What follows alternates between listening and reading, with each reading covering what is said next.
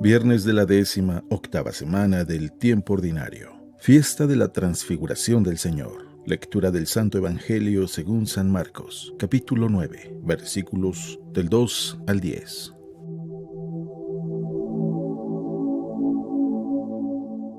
En aquel tiempo, Jesús se llevó aparte a Pedro, a Santiago y a Juan. Subió con ellos a un monte alto y se transfiguró en su presencia. Sus vestiduras se pusieron esplendorosamente blancas, con una blancura que nadie puede lograr sobre la tierra. Después se les aparecieron Elías y Moisés conversando con Jesús. Entonces Pedro le dijo a Jesús: Maestro, qué a gusto estamos aquí. Hagamos 3 tiendas, una para ti, otra para Moisés y otra para Elías. En realidad no sabía lo que decía porque estaban asustados. Se formó entonces una nube que los cubrió con su sombra, y de esa nube salió una voz que decía: Este es mi Hijo amado, escúchenlo. En ese momento miraron alrededor y no vieron a nadie sino a Jesús, que estaba solo con ellos.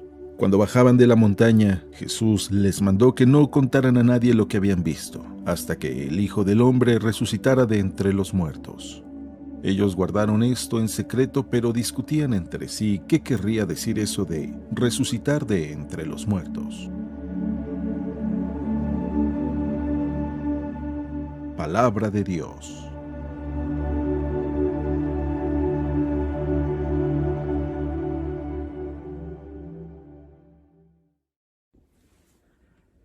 Muy buenos días. El día de hoy estamos celebrando la fiesta de la Transfiguración del Señor. En algunos lugares esta fiesta tiene una gran importancia y se celebra con muchísima solemnidad. Pienso yo que todos los cristianos deberíamos de tomar muy en serio esta fiesta y este acontecimiento en la vida de Jesús.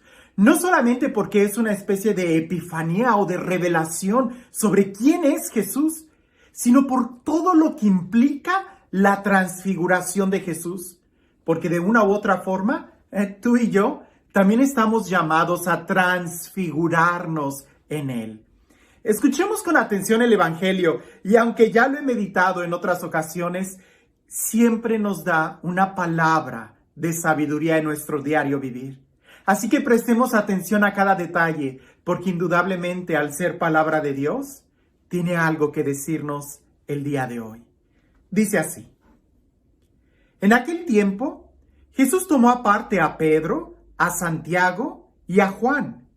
Subió con ellos a un monte alto y se transfiguró en su presencia. Sus vestiduras se pusieron esplendorosamente blancas, con una blancura que nadie puede lograr sobre la tierra. Después se les aparecieron Elías y Moisés conversando con Jesús. Entonces Pedro le dijo a Jesús: Maestro, qué a gusto estamos aquí.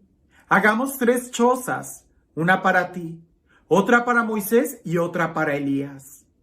En realidad no sabía lo que decía porque estaban asustados. Se formó entonces una nube que los cubrió con su sombra, y de esta nube salió una voz que decía: Este es mi Hijo amado, escúchenlo. En ese momento miraron alrededor y no vieron a nadie sino a Jesús, que estaba solo con ellos.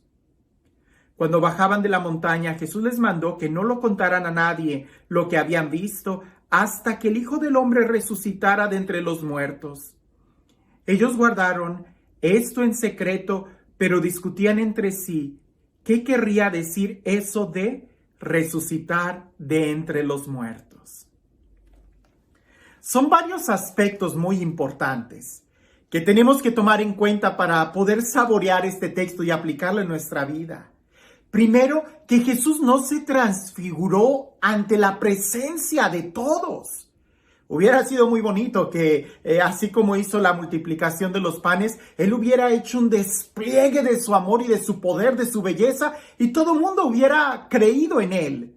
Pero al hacer eso, sería tanto como quitarles la capacidad de la fe, que la fe es la libertad de creer en Él. Si el día de hoy Dios hiciera un despliegue de su amor y nos mostrara su belleza, no tendríamos opción más que rendirnos ante su presencia.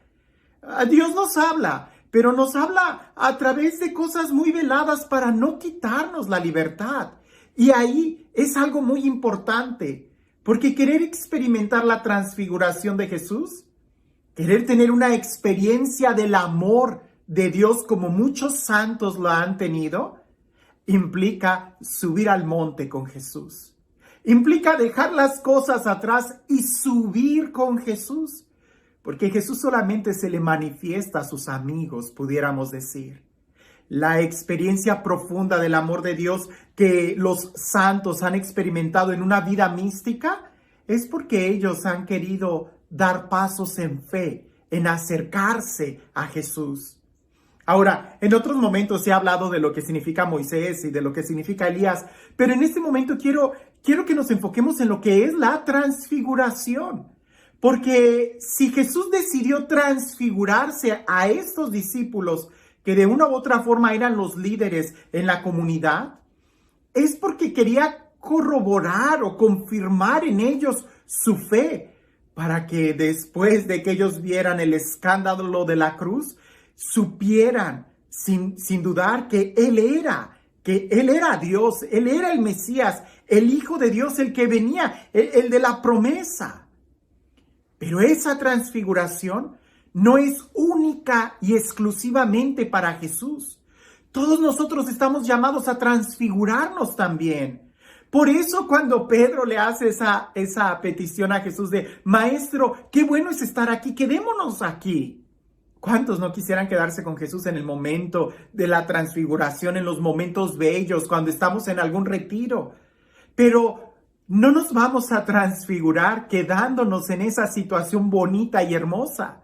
Donde nos transfiguramos es precisamente bajando y haciendo lo que Él nos dice. Y para eso es importante escuchar lo que Jesús nos dice. De ahí que esa voz del cielo lo dijo muy claro. Este es mi Hijo amado, escúchenlo. El padre Pablo Cárdenas, cuando me explicaba lo de la transfiguración, y se los he dicho ya, él hablaba de algunos verbos que nos deben de ayudar a entender esto. Dios, desde un principio nos creó con una figura, imagen y semejanza de Él. San Agustín dice que nuestro corazón está hecho a la medida de Dios y que no vamos a descansar hasta que lo encontremos a Él. Pero esa figura con la que Dios nos creó en un principio, pues parece que a la entrada del pecado en la vida del ser humano, con el pecado original y con cada tentación y cada vez que hemos pecando, esa figura se va desfigurando, se va destruyendo a tal grado que ya no entendemos muy bien qué es lo que queremos o a quién buscamos, porque se va desfigurando esa imagen, esa semejanza de Dios, esa capacidad de amar, esa capacidad de libertad. Ahora, ¿cuál es la solución? Configurarnos con Jesús. ¿Para qué? Para que un día podamos transfigurarnos en Él. Un día cuando estemos en el cielo, se mostrará lo que hay en nuestro interior. De tal manera que si en nuestro interior hemos podido configurarnos con Jesús, un día seremos como Él.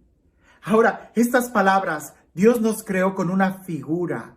El pecado nos desfigura, pero en Cristo nos configuramos para un día ser transfigurados en Él. Nosotros podemos preguntarnos el día de hoy, ¿me estoy desfigurando o me estoy configurando con Jesús? Depende. Si le abres la puerta al pecado en tu vida, te estás desfigurando. Si le abres la puerta a la ambición, al odio, a la crítica, al chisme, te estás desfigurando. Pero si le eres fiel a Dios y tratas de escuchar la palabra de Jesús, alimentarte de la palabra de Dios, si tratas de hacer su voluntad, caminar con Él hasta la cruz, entonces te estás configurando.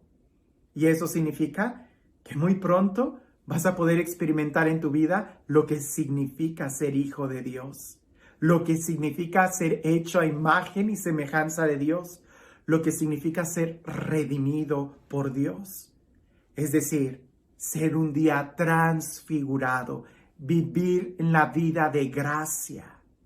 No te quedes solamente en la desfiguración o en el pecado, cuando podemos buscar cosas mucho más altas. Pero ese proceso de configuración no se hace solamente quedándonos ahí en el Tabor, ahí en el monte, sino más bien el bajar y seguir las huellas de Jesús. Ahí es donde se da el proceso de la configuración con Jesús para un día ser transfigurados en Él. ¿Estamos siguiendo a Jesús? ¿Estamos imitando el corazón de Jesús en nuestra vida de tal manera que podemos decir como San Pablo, ya no soy yo el que vive, sino que es Cristo el que vive en mí? Porque la configuración no es algo externo, es algo interno, como las computadoras, como los teléfonos. Cuando tienes que cambiar la configuración, no cambias el exterior. Lo que estás cambiando es el interior, la estructura interna. Y prácticamente esa configuración va muy en relación al lenguaje o del sistema operativo que usa en nosotros, el hablar con Dios, la capacidad de comunicarnos con Dios o de comunicar a Dios en nuestras acciones. Así que, ¿nos estamos desfigurando o configurando? Y si nos estamos configurando, ¿qué tanto estamos siguiendo las huellas de Jesús en todas las áreas de nuestra vida? Y este Dios, el Dios del amor, el Dios de la vida, el Dios de la paz, el Dios que nos ama, el Dios que nos muestra su amor, pues mientras más lo buscamos, más se nos revela. Que sea Él quien el día de hoy y siempre nos bendiga. En el nombre del Padre, del Hijo y del Espíritu Santo. Cuentan por ahí que Leonardo, en una ocasión, no, Miguel Ángel, en una ocasión cuando estaba pintando la Última Cena, él estaba tan emocionado por pintar la Última Cena, que estaba buscando con mucho cuidado quiénes iban a ser los modelos para representar a los apóstoles y por supuesto a Jesús. Así que yendo por las calles encontró a un joven que con ese rostro lleno de paz, de libertad, de dulzura, iba a representar muy bien a Jesús. Así que lo invitó a que posara para él en lo que él pintaba el rostro de Jesús. Y así fue. Después él se comprometió en muchos otros eventos, andaba de un lado a otro, pero ya cuando tenía que terminar la imagen de la Última Cena, le faltaba un rostro, el rostro de Judas Iscariote. Y andaba caminando él por la calle tratando de buscar algún bandido, algún malhechor en los bares, en la medianoche, alguien que pudiera representar el rostro de la traición, de la amargura, de la soledad, del coraje de la vida, hasta que encontró a un hombre y le invitó a que posara para él y le iba a dar, claro, dinero para que pudiera ayudarle y poder inspirarse él en ese rostro para pintar el rostro de Judas. Cuando aquel hombre llegó y estaba posando y se dio cuenta cuál era el rostro que ahora estaba pintando, él empezó a llorar. Y cuando voltea el pintor y le dice, ¿pero por qué lloras? Y aquel hombre le dice, porque hace un año tú me invitaste para pintar el rostro de Jesús y ahora me estás usando para pintar el rostro de Judas. Evidentemente aquel joven no se estaba configurando con Jesús, sino que se estaba desfigurando por el pecado. El día de hoy, nosotros podemos inspirar el rostro de Jesús, o cuando alguien nos ve, cuando alguien nos escucha, cuando alguien sabe de nuestro comportamiento, ¿qué es lo que inspiramos? ¿El rostro de la traición o el rostro del amor? En tu vida, ¿te estás desfigurando o te estás configurando? Que tengas un excelente día.